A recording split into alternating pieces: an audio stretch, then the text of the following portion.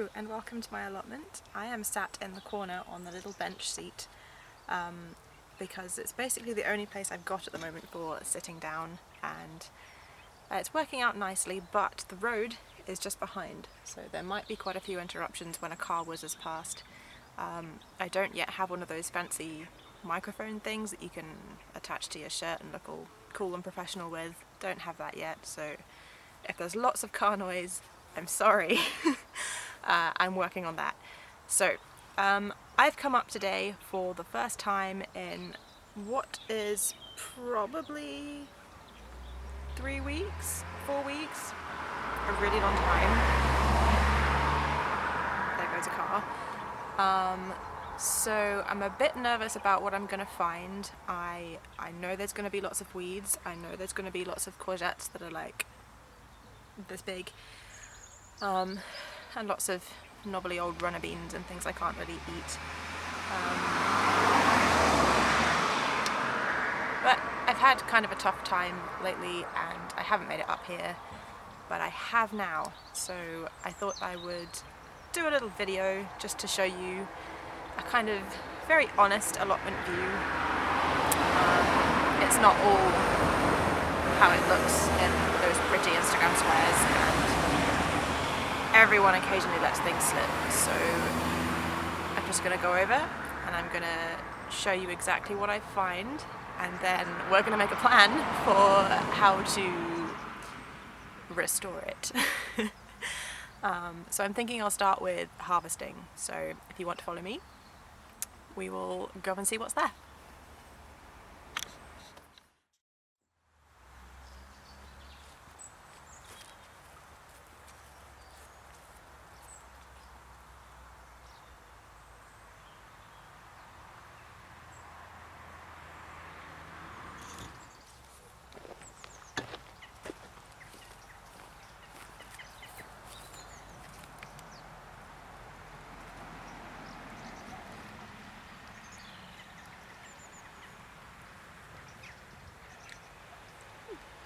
So I've decided that I'm going to start with my tomatoes. You probably can't tell, but at the moment this is my tomato patch and it's full of weeds. So what I'm going to do today is go through and pick off all the fruit and make a plan to come back probably tomorrow and tidy this area and deal with the weeds that are over there. I don't know if you can see them, they might be just off screen, but there's weeds up to about here. The tomato corridor itself isn't actually too bad, but obviously it does need clearing, so I'm going to start with harvesting my tomatoes and we'll go from there.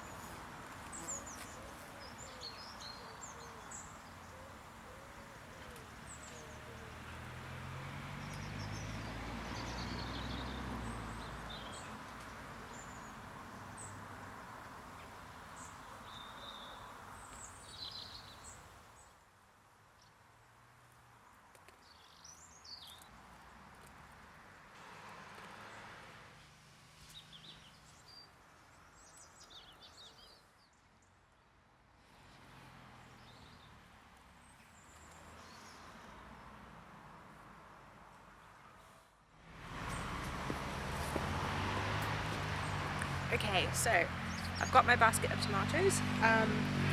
New plan with the tomatoes because unfortunately quite a lot of them have got blight very badly, which means what I want to do with those is just remove them completely. I'll take off any of the green tomatoes that are still on there and hope that I can ripen them on a windowsill, but the plants themselves, they're going to come out and I'm going to burn them.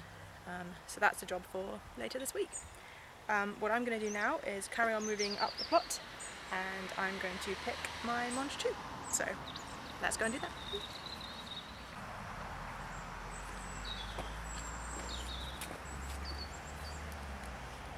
So as you can see, this is my Munch2 Patch. I planted this quite late in the season, which is why I've still got peas coming through now.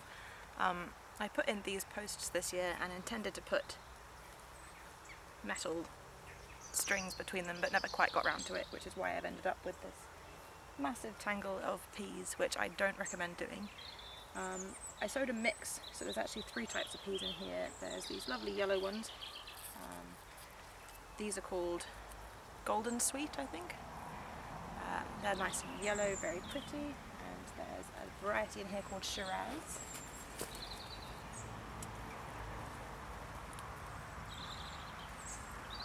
Which come out at this lovely purple, which I've never grown before, so that's a new one. I really like those. And then somewhere in here there's the standard Oregon Sweet Green Munch2 Patch. So all I'm going to do is go through this and pick off any of the ones that are ready to eat.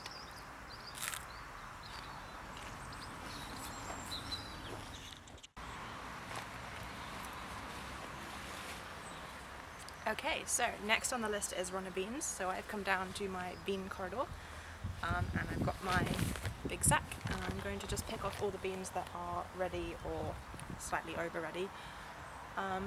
These ones here they're just normal runner beans. I think they're a variety called Polestar.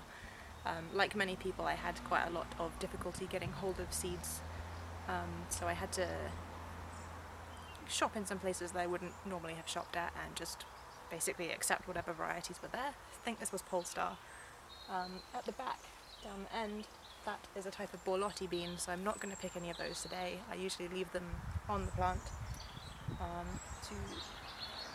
Can't find any pods. I basically just leave the pods on the plant until they go all papery and they rattle with the beans inside, and then I take them out and use the beans dried. And they're lovely in soups and stews and things like that, and I have obviously plenty of runner beans as it is.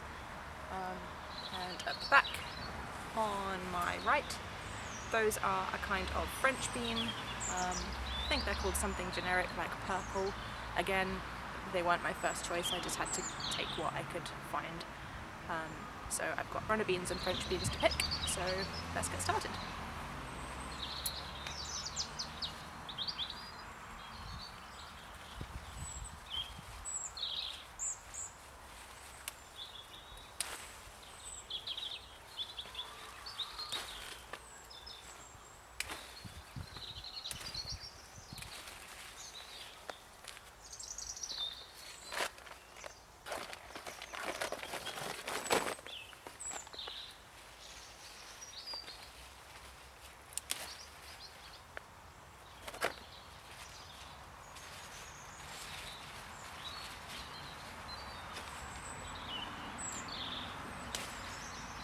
Something's at that one.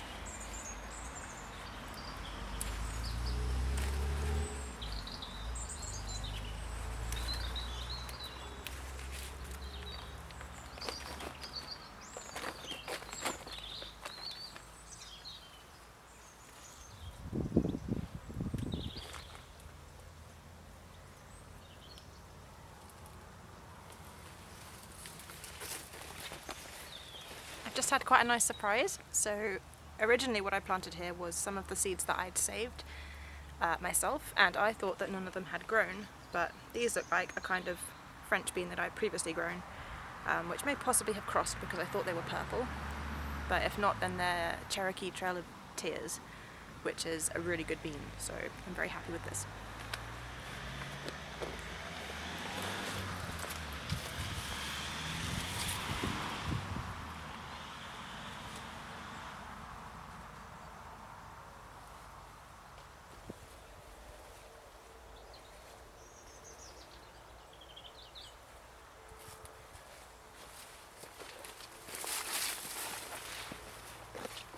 So it looks like that's that. I've got more than enough beans for me here.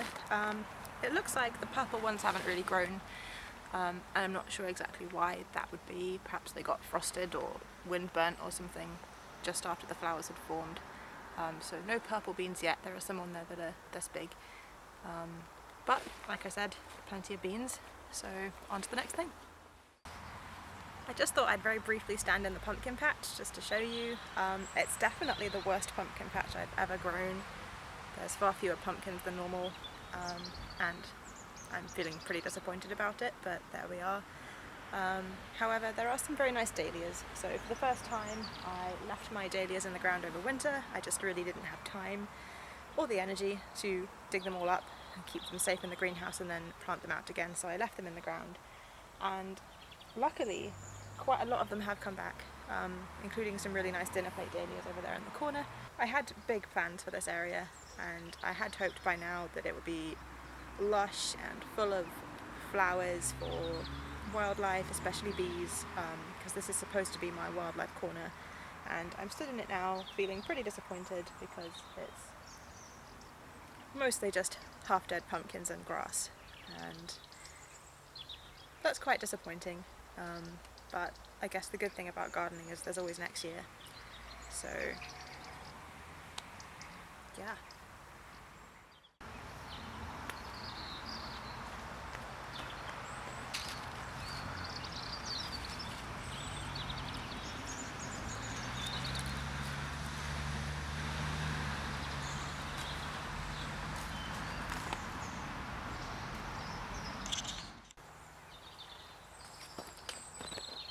And so finally for today, what I'm going to do is go through my dusty, powdery, mildewy courgette patch and just see what I can salvage. I can already see out of the corner of my eye a couple that are like this big, so stay tuned to have a laugh at that.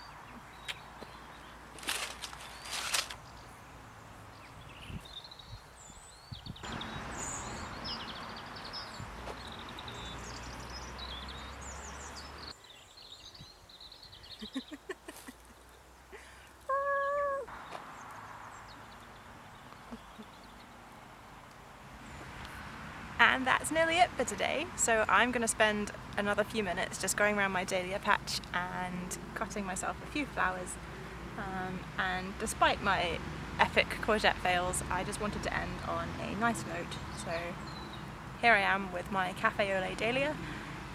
They're my absolute favourite, and I'm so glad that they bloomed this year. So that's it from me.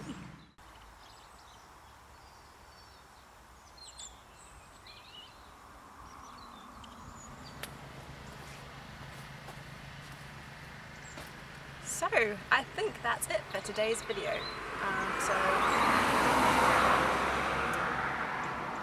Literally all I've done is go around and harvest everything that was in need of being harvested. I've got a lovely big basket of tomatoes that I can't wait to eat with some nice mozzarella and basil for my lunch, and lots of lovely dahlias. These are the dinner plate dahlias I was talking about earlier. I promise I will get a microphone. I know that's annoying. And I'm thinking what I'm going to do now is go home, have a bit of a rest, and make a plan for what I can do to come back and tackle some of the weedy areas. So that's it for now, and thank you for watching. Hello and welcome to my allotment.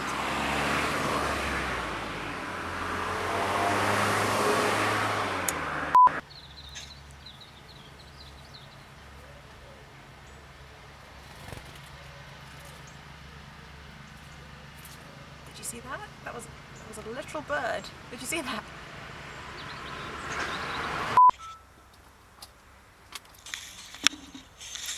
Okay, this is literally just a test at the moment.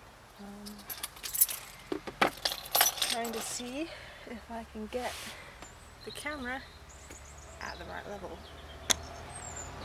It's going to be a little bit difficult because I can tell I'm going to be squinting.